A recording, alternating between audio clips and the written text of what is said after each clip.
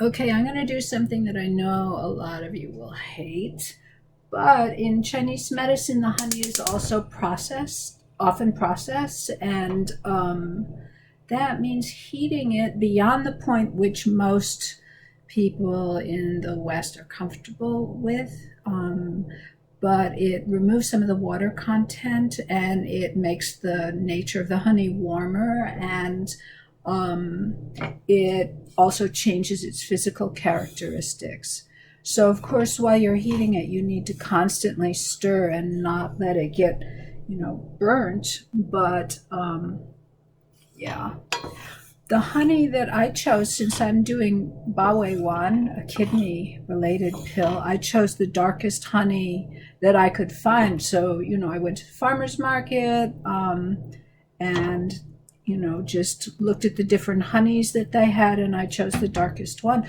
Unfortunately, it's not written on the label what it is, and I don't remember because I've had this honey for a little while. But if you were doing a spleen recipe like one, you might want a more yellow color honey, but I wanted the dark one.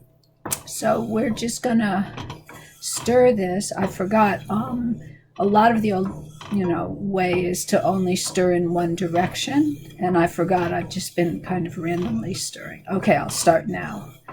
And I also have a glass of water here because one way to test the characteristic of honey is to drip a little bit, not on the stove, but in, and well, actually, it's kind of thick already. I know that's hard to see. When it's still not processed much yet, it tends to disperse. I made a mess here, but I always make a mess. That's just who I am. But when you get to different points, it'll actually bead when you drip it into the water. So we want this a little bit thickened, but we don't want it to totally make like a hard ball, like a hard candy kind of thing when dripped into water. So that's, I forgot, I'm not stirring clockwise. Okay. So I'm going to pause while I cook for a little while, and then I'll resume in a minute.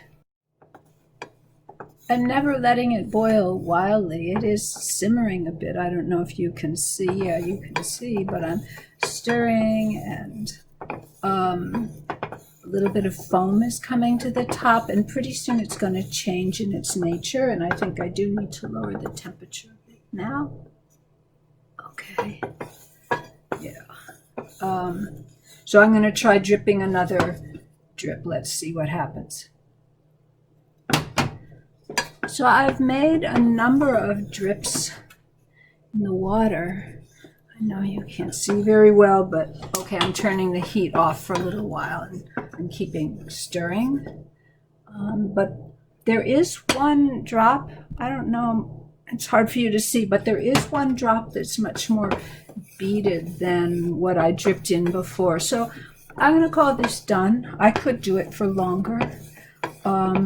Then, while I don't want to burn myself while I'm working on this, it's good to take advantage of the heat because it will blend with the powder more easily, and then you can pack more powder into the honey.